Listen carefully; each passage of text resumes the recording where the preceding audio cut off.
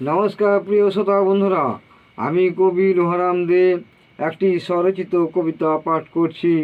কবিতাটি নানান শখের নানান কথা।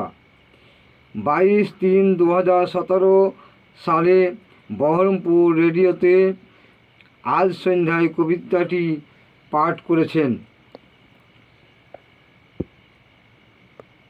ইচ্ছে ছিল রানী হব, বাঁধব একটা ঘর, সুখে দুঃখে কাটবে জীবন, পাবো একটি বর। কবি হবার শক্তি আমার ছোট্টবেলা থেকে, শুনে মায়ের মুখের মহাভারত বাল্মীকির মতো হতে। ধনী ছিল পূর্বপুরুষ, তবু ধনের আশা নাই, শাক অন্নে জীবন কাটুক, তার বেশি না চাই।